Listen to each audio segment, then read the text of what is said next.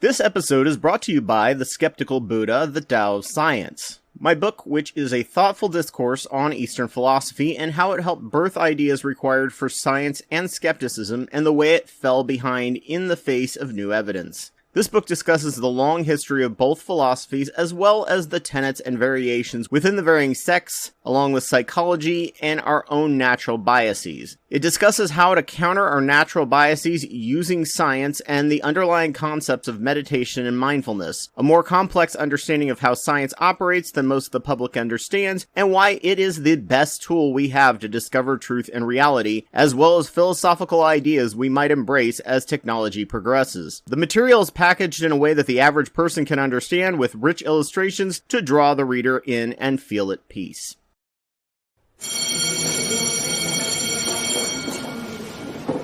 Welcome to After School Democracy, the podcast that attempts to fill in the gaps you almost certainly missed in school about politics, economics, and history. So, straight off the bat, yes, this title is clickbait and has little to nothing to do with racism. The triple Ks in the use of Germany were just too good not to use. Germany, in this case, is a good thing. The US currently kinda sucks in this manner. One of the major differences between the US and Germany that people will notice is that in America, the customer is always right. In Germany, the customer and employee are mostly equals. In the US, an American worker is required to take abuse and bend over backwards just to make that sale. In Germany, they will bluntly tell a customer no, and if they get abused, tell them to leave. In America, the worker is required to smile and dote on the customer, even to the point of annoyance. In Germany, smiling is often a sign of flirting or a way to try and trick people, so German workers are not required to smile and often are looked at as weirdos or trying to hit on someone if they are. They also wait for the customers to come to them or call for them. In restaurants, they often stand or sit waiting for a customer to signal to them instead of constantly coming by and asking if you're doing okay and if they need a refill, often right when you're about to put a bite of food in your mouth.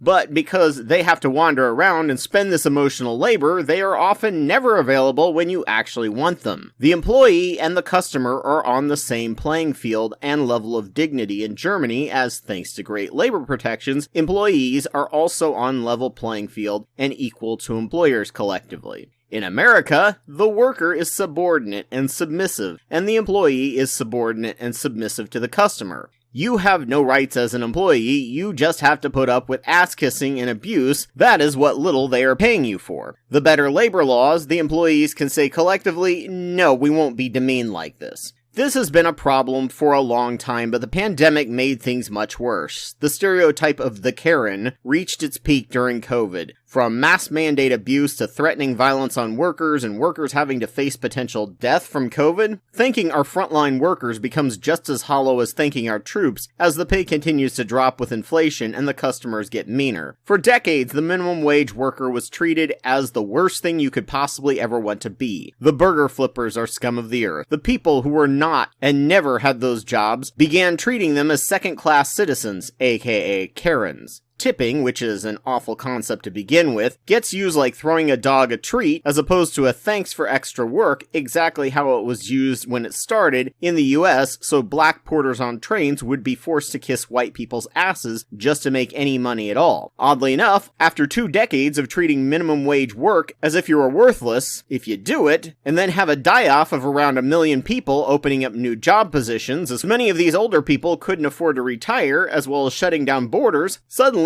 oddly, no one wants to flip burgers or work for minimum wage, as that's the lower class's scum work, and no one, for some reason, wants to be treated as a subhuman whipping boy. However, this younger generation is way more likely to have worked and dealt with these demeaning conditions, especially after the recession, and they go out of their way to tip and treat their fellow employees with respect, and treat all work as noble and deserving of a living wage. Something Germany has much more of than the US has. Germany also closes most of their shops on Sundays and evenings, but people actually have the free time during the week to go to these shops and get done what they need done because they have enough days off of 6 weeks paid vacation, not including sick leave, so getting anything essential done won't cost them money they need to do working. It makes for a much lower stress time with friends and family and building community instead of the constant running just to stay in one place in the US. For far too long, we in the US have treated the minimum wage as a place for dumb kids to get underpaid experience or for adults who deserve to be treated like a turd on the bottom of your shoe. Hopefully, thanks to Karen, capitalism, and Kovid, the US in the future will become more and more like Germany, but only if we organize in solidarity to make it actually happen.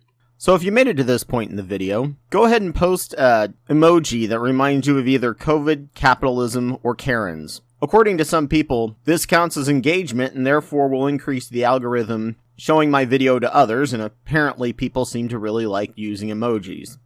So as always, thank you all for watching this as a video or listening to this as a podcast, which I'm sure was completely uncontroversial to anyone, especially to the YouTube monetization team. So if you found this useful, please donate to my Patreon. Just a reminder that I'm Anubis2814 on YouTube, and I have almost 700 videos on my channel that I've made over the past 11 years on religion, science, psychology, and politics. Please go check them out, and if your site has the option, like, rate, review, and comment.